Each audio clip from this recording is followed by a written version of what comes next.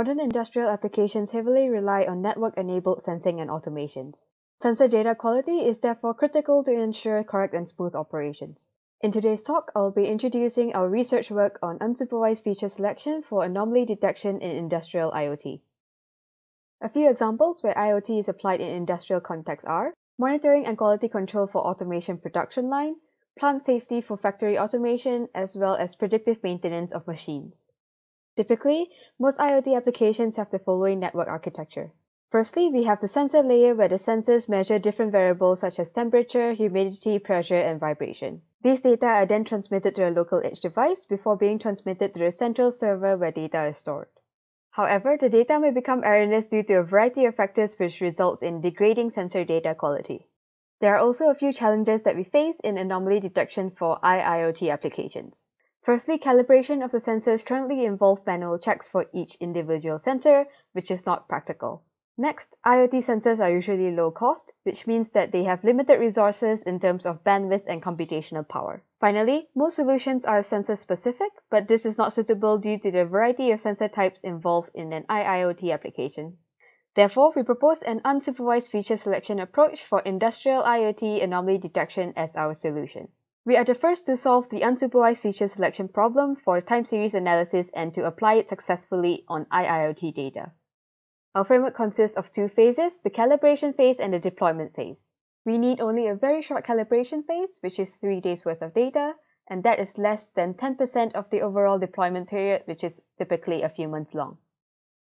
Essentially, the calibration phase is a short period of training time where meaningful features are learned and a reliable anomaly detection model is built.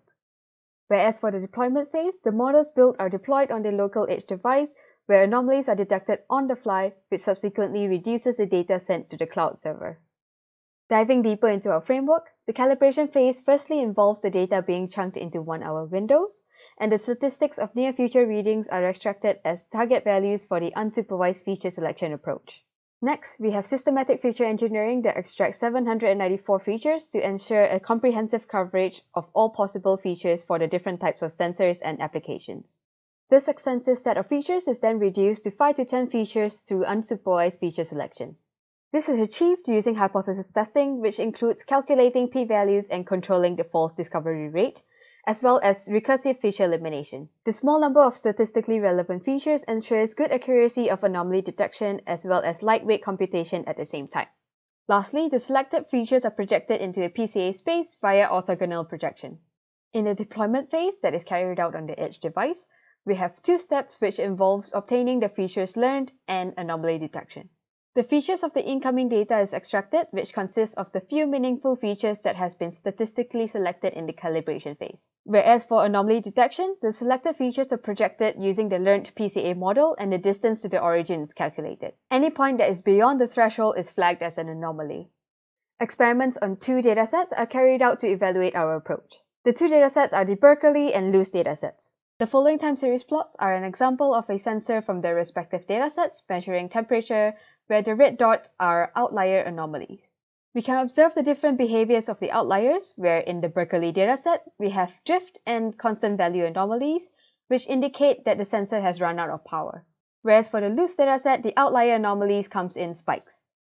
The following graphs show the results of our experiments comparing our unsupervised FS approach, short for feature selection, and the raw PCA approach, which only uses the raw data without any features.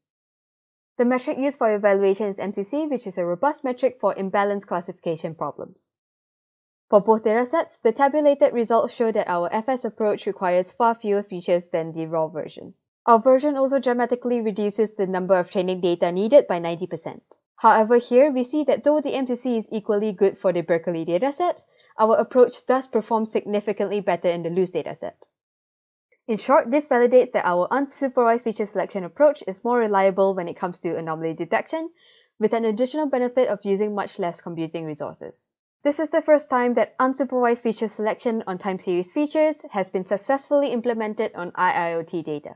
As for future steps, we'll be looking at 3 things, namely dynamic thresholding for individual sensors, online learning for features when new data arise, and selecting the optimal number of features for PCA. Thank you very much for your interest and time. If you'd like to learn more about our research, please refer to our publications.